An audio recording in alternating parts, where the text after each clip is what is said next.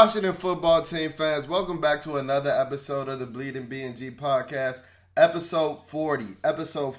So I apologize for not getting you guys any content relevant to Eagles week. As you know, we lost to the Philadelphia Eagles last week. But with the guys playing on Tuesday and it being Christmas week, just kind of threw off my traveling arrangements and my scheduling for my content programming and things like that. But welcome to episode 40 of the Bleeding BnG podcast. As always, if you're checking us out on the YouTube, please comment, like, and subscribe. I will really appreciate it because we're trying to make the Bleeding BnG podcast your number one content hub for everything Washington football team.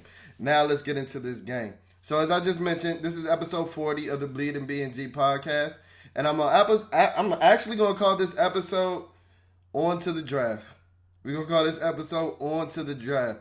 Because the Washington football team got dismantled, got annihilated, got their ass beat, whatever you want to call it, by the Dallas Cowboys this past weekend, 56-14. So I want to give you guys a timestamp. Today is actually Monday, December the 27th. And it's about 7:30 p.m. So it's about a day after that beatdown, and it was a shellacking. Like it was embarrassing. So this isn't going to be a long episode at all because guess what? I stopped writing notes after the first quarter. If you guys follow me on YouTube and things like that, if you follow me on my if you follow me on YouTube, as I mentioned, you guys know that I look back at my notes. I'm always looking at my notepad and things like that. It's not going to be any of that in this episode. It's not. So I predict that this episode is going to be pretty short, but hey, you're here, so we're going to give you people what we need. I'm not even going to go over stats. It's no need for any of that. We lost 56-14. We didn't do anything. We didn't do anything good at all. And I'm sick of it, and I feel bamboozled. Like I told you guys in episodes before, this is the staple of the Washington football team or the Washington Redskins, whatever you want to call it. This is the staple of them as an organization. They do just enough to keep you around, just to slap you in the face. That 4-game win streak was an anomaly. That 4-game win streak is followed by a 3-game losing streak. They did just enough to get us hyped for the first Dallas week, hyped for this 5-game divisional gauntlet, just for us to get our ass whooped. Dallas was doing the ass whooping on the field. John Allen was doing the ass whooping on the sideline. We got two of our top 6, 7 players on the entire roster fighting each other.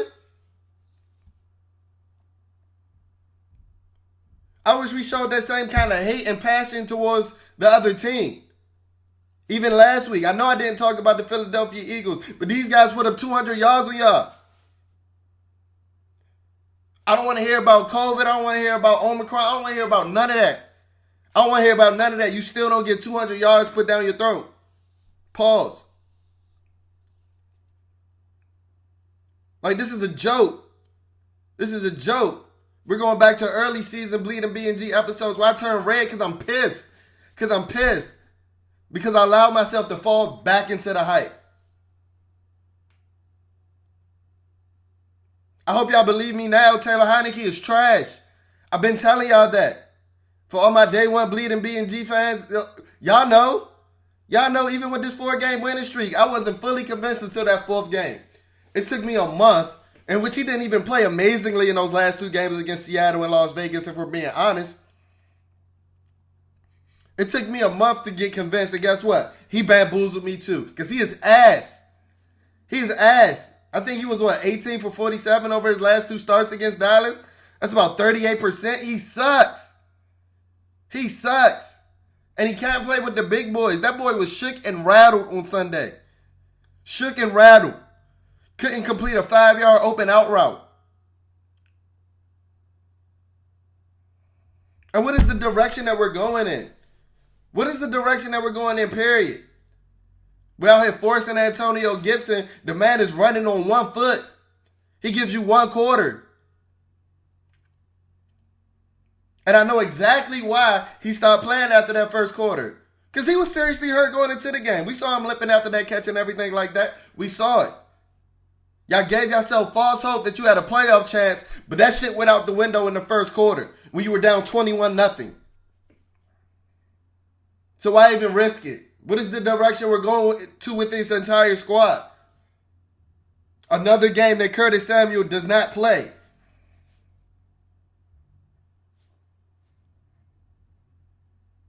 Like, what are we doing? What are we doing? We out here running sub-package defenses. Like, baseline, borderline elementary school boys and girls club defenses, excuse me. Because we don't have a linebacker that can play. I don't want to hear about COVID. David Mayo's been on the roster since week 1. He's slower than me. And it may seem like we jumping all over the place because I told y'all we ain't take no notes. It was no point. That was one of the worst losses I've seen in my history as a Washington football team fan. Up there with the Monday Night Massacre and the loss against the Patriots. And I don't know if it's 1, 2, or 3, to be honest. I don't. Because this one was against Dallas, man. This one was against Dallas. And let me just tell you some of the things that just pissed me off. Trayvon Diggs is a smart player. He is not checking Terry Mclaurin in real life. Give Terry McLaurin a good quarterback. Trayvon Diggs is not having him, holding him down to 1 catch in 2 games. The first play of the game, Terry McLaurin was open. If you guys are football fans, you're familiar with the term, if he's even, he's leaving. He was more than even against Trayvon Diggs. But guess what? Noodle-ass arm Taylor Heineke couldn't get the ball to the outside shoulder. My man stemmed Trayvon Diggs so hard because Trayvon Diggs is horrible technique. Smart football player, great hands. He is not all that as a cornerback. He looks all pro against us every time this year because we got bum-ass Taylor Heineke back there. I don't care about the monetization today. I'm going in. I'm cussing. I don't care. Because I'm sick and tired. I'm sick and tired of being sick and tired. And I'm fed up. I am honestly fed up. And I don't know what to do at this point. Because it's year after year. I put myself through this misery for 26 years. Like I told you guys before, I legit go on dates, first dates, and I'll tell these girls, you know I'm loyal because I'm a Washington football team fan. Like, you know that. You know that off the rip. You know I'm loyal. That's one of my greatest characteristics. I'm loyal. How can I tell that? I'm a Washington football team fan. I put myself through this misery every year.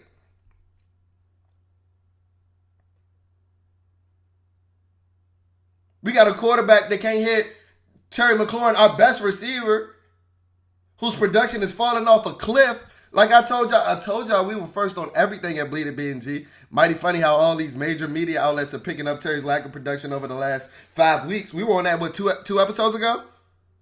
I told you we're first with everything over at Bleeding BnG. We got the eye. Speaking of being first with everything, I do, I'm gonna let my applause just be just as loud as my disrespect because De'Ami Brown finally made a play. Oh my God. De'Ami Brown finally made a play. Let's clap it up for De'Ami Brown. Nice 48-yard bomb on Trayvon Diggs because I told y'all he's not that good. Well, I'm surprised Mr. Noodle Arm got the ball to him. But we've been waiting to see that all season, De'Ami. If you go back to the group chat pod I had with Tay and Todd and Rio and my guys, we were hyped when you got drafted. We were all together that whole draft weekend when you got drafted. We were like, definite wide receiver too. Thinking you were going to be making these plays that you made on Sunday all season. But I'm glad to see a tad of a flash in the pan. I don't even want to call it a flash. I don't like calling one play a flash because one play is going to be luck. But hopefully you can be more consistent with it. But we got a guy like Terry Mclaurin. Stud wide receiver, Terry Mclaurin. One of the best wide receivers that we had in years. And I'm honestly scared that I think he's in jeopardy of leaving after his rookie deal. Because why the hell would he put up with all this bullshit? Well, he could go play with a Josh Allen. Well, he could go play with any one of these young quarterbacks. Well, he could go play with a Justin Herbert after his rookie deal. We need to find a quarterback. That's why the title of this episode is On to the Draft. I don't even want to talk too much about this game.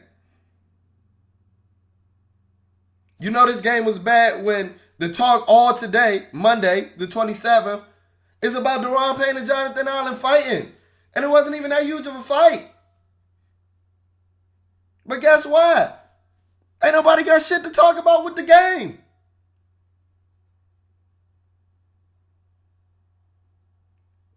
Like, this is a bad product through and through. This is a bad product through and through. We're going into year 3 of Coach Rivera with 2 losing seasons, no matter how you want to put it. 2 consecutive seasons with losing records. I don't care about the playoffs. During the COVID season where Dak got hurt, where Saquon Barkley got hurt, where the Eagles were just trash. I don't care about that. Because what did you do? What did you do the next year? We have the potential of going 1-5 in the division. We have the potential of going 1-5 in the division. And that was one of the things that I held so close to me last year, was that we went 4-2, sweeping the Eagles and the Cowboys last year. We're about to go 1-5. So all my Washington football team fans and the community, do me a favor, don't even bother to get hyped for these last 2 games. Playoffs, that's out of here. Playoffs? That's out of here. I don't want to hear it.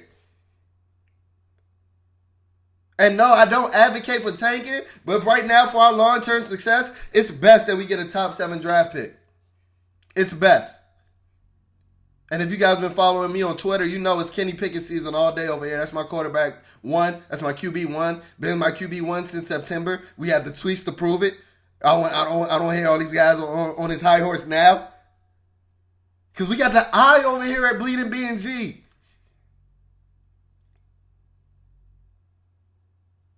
And ensure that you get a guy like Kenny Pickett or Matt Corral, who I think are the clear set top 2 quarterbacks in this draft class. I think that you're going to need to have a top 7 to 8 pick, which is kind of rare in most NFL draft classes these days. Because usually the top 2 quarterbacks are going within the first 5 picks, if we're being honest. But if you look at the draft projections now, the people that fall in front of us, I think we're currently at the 9th pick. It looks like the Carolina Panthers are the only ones that have a clear needed quarterback. Clear, evident needed quarterback. So we may have to trade up for a guy like Kenny Pickett, who I really want. Who I see Joe Burrow comparisons out of, who may even be a more explosive runner. And I'm not even talking about just on the field traits. I think that Joe Burrow does process faster at the line of scrimmage and things like that. But I'm talking about college traits and things like that. You know, a lot of people were hesitant on Joe Burrow because he seemed to be a one-year wonder, losing his, position or losing the quarterback battle to freaking Dwayne Haskins at Ohio State. Same thing with Kenny Pickett. But guess what? We just saw Joe Burrow put up 525 yards on the Baltimore Ravens' head on a dome. And that's the optimism that I'm looking to have, because coming out of this season, there isn't none. We regressed from last year. I don't care what the record says. We got 1 extra game. So if we win the same amount of games and they gave us 1 extra, isn't that a regression? Isn't that aggression? Isn't that a worse percentage, technically? Like, what are we doing? The talent gap is evident between a team like us and the Cowboys. They over here with Micah Parsons, Randy Gregory, DeMarcus Lawrence, but we were supposed to be the team with all this fearsome, foursome defensive line. Kiss my ass. John Allen is the only one stepping up to his potential and balling out to his potential. What was Montez Sweat this week? Somewhat being undisciplined. It wasn't a coincidence that these quarterback run lanes start opening back up once Montez Sweat returned. That was not a coincidence, ladies and gentlemen.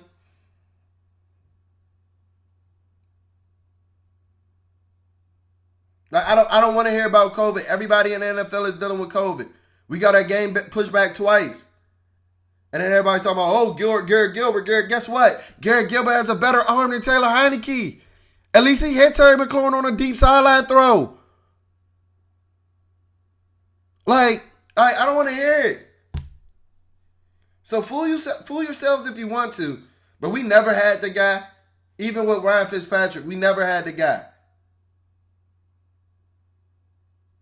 And I'm a fool for believing that a 38-year-old quarterback was actually going to do something. Journeyman quarterback at that. So guess what? The optimism is out the window until I see something in 2022. So if you're looking for a Sunflowers and Rainbows podcast, you're not getting it with the Bleeding BnG podcast anymore. You're not. You're not. Because I'm fed up and I won't allow myself to believe the hype anymore. I won't. I won't. Because the team just slaps you in the face year after year. It doesn't matter who the coach is. Doesn't matter who the coach is. We're getting wishy-washy answers from Coach Rivera now. Oh, yeah, Taylor's our starter, but we might see Kyle. What the hell does that mean, bruh? What the hell does that mean? If you want to say Taylor is ass and you predict him to keep being ass, so you're going to put Kyle in, say that. Because we see it. Be honest with us, bro. This ain't the Charlotte media. This ain't the Charlotte media. Well, I've told you guys before, I am a Scout Turner fan. Why are we finding ways to get the ball to Terry Mclaurin? You try to throw him these deep balls where your quarterback can't throw them. Why are we throwing these slants? You see, he got open on the slant as soon as Kyle Allen was implemented in the game. Golly G.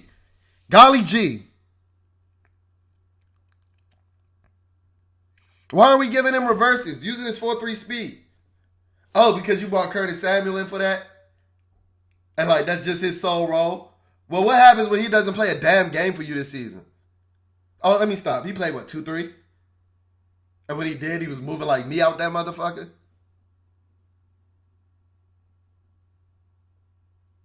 What's going on? What's going on? We got Curtis Samuel on the side field every week. I was told that this was going to be an explosive offense led behind, Ryan Fitzpatrick. Well, guess what? We have a hard time cracking 300 yards a game, even during the win streak. We putting up 17 points against Seattle, 17 points against the Raiders, and thinking we were doing something. This team was bad from the jump.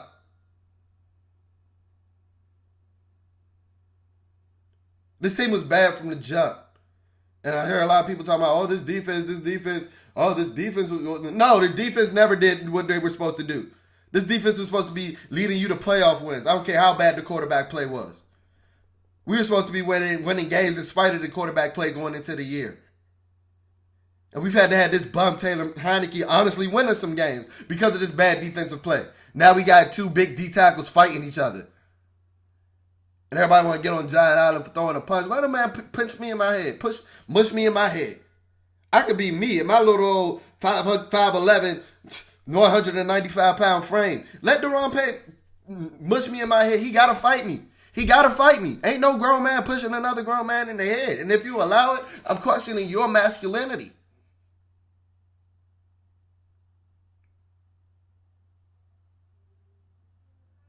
Like I told you, I didn't keep no notes. You ain't getting no stats. This is rant time. We suck. I hope we lose these next 2 games. And I'm selling my tickets. So if you're listening to this and you're interested in one ticket, an individual ticket, section 139, row 11, amazing seats. Check my Twitter page if you don't believe me. That ticket is going on sale because I'm over this. And I don't care if it goes to an Eagles fan. It's going to be 80 of them in the stadium anyway. 80% of them in the stadium anyway. I'm sick and tired of being sick and tired with this franchise.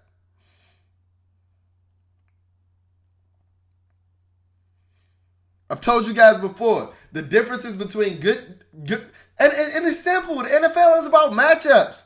The difference between good NFL teams and bad NFL teams. And it's really, you can really taper it down to this fine line. And I'll say good offenses and bad offenses. They find ways to get their key players the ball.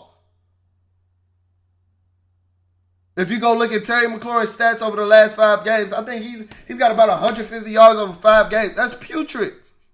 This is a man that had almost 750 yards through 10 games, and now we're hoping and praying that he can reach 1,000. And then we'll be the first ones questioning why he wants to leave after his rookie deal.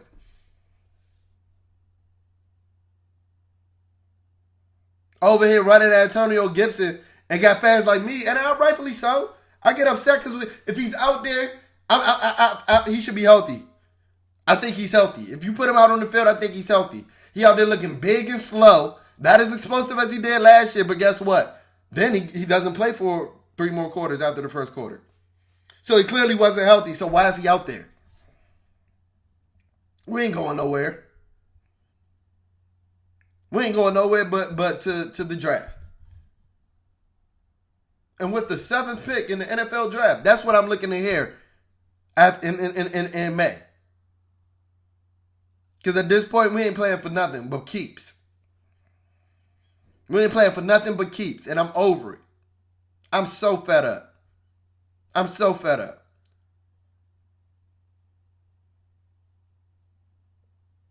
I'm so fed up. And I don't want to hear about anything about COVID or things like that. Yeah, we didn't have any linebackers, but guess what? The linebacker play that was out there with David Mayo and Jared Kuskin, whatever his name is, was the same linebacker play we were getting with Jamin Davis. So I don't really, your first round draft pick. So I really don't want to hear it. I really don't want to hear it. Kendall Fuller out there getting abused. But you chose to be unvaccinated and you chose to miss 10 days. So I don't want to hear anything. Like I really don't. I really don't. We even got Cam Curl making bad plays now. Like, what's going on? He did not want to tackle bro on that long pass play. And I've never seen that from Cam Curl. Is Ron losing his team? I hope not. I hope not. I surely hope not. So as I said, it ain't really much to talk about with this game. On to the draft. Look out for all of our breakdowns in the offseason. We're going to give you some previews and some recaps for these final 2 games. Because now we know it's only going to be 2 more games. This team ain't making the playoffs. But please, in the offseason, look for some quarterback breakdowns. Because this team isn't going anywhere without a quarterback. So please look for some quarterback content. Like I told you guys before, I'm big on Kenny Pickett. Matt Corral is also an option. A guy like Carson Strong, a guy like Sam Howell. There's options out there. And I don't want to hear this is a bad quarterback class. While I don't think that it will happen because of all the optics and the outside views, Deshaun Watson is still out there to be had. And then you see a guy like Daron Payne out here fighting our Walter Payton Man of the Year, our Pro Bowler, our best player on the team. And then you hear reports like last offseason that we were hesitant on giving up on shipping off any of our defensive linemen. How would we feel now? I don't think we're as hesitant now to ship off a guy like Daron Payne. Or a guy like Montez Sweat, who a lot of guys think that, I know all the Philly fans think that he was the reason for the COVID outbreak. He was patient 0. Are we as hesitant to hold on to these defensive line assets now? These defensive line assets who let Philly run the ball down their throats for 500 yards? Who let the Dallas Cowboys put up 56 points? Give up any of them assets. I don't care. If it gets us our franchise quarterback, I'm all for it. Because at this point, it's quarterback or bust. And the draft or free agency. Because you're not going anywhere in today's NFL without one. And I hope that everybody in the Washington football team community finally realizes it. So that's it for today's episode of the Bleeding BnG podcast, episode 40. Thank you guys for tuning in. Remember to tap into our social media pages. Our Instagram is at Bleeding BnG. That's BLEEDING, BnG. Our Twitter handle is a tad bit different. That's at Bleeding BnG, BLEEDIN, BnG. So there's only one G in our Twitter handle. But we have daily content posted over there, discussion boards, forum chats, and everything to just keep the Washington football team community a close-knit family, because we need it during these dire times. But hey, guess what? The one positive about this time and being a Washington football team community member is that we're used to these Decembers. And guess what? The sun will shine again. If you're listening to us on YouTube, be sure to check us out on all podcast platforms as well. All podcast platforms. But if you're checking us out on Spotify or Apple Podcasts, please remember to rate and review. That really helps us. That really finesses the algorithms where we're getting pushed to the top. Because remember what we said at the beginning of the episode. We're trying to have Bleeding BnG your number one content hub for everything Washington football team. Because we're going to show us that we care about you, even if the football team doesn't at this point. We care about you over here at Bleeding BnG. And remember, if you're checking us out on YouTube, please comment, like, and subscribe. Thank you guys for tuning into another episode of Bleeding BnG. I'll check in on you guys later. Peace.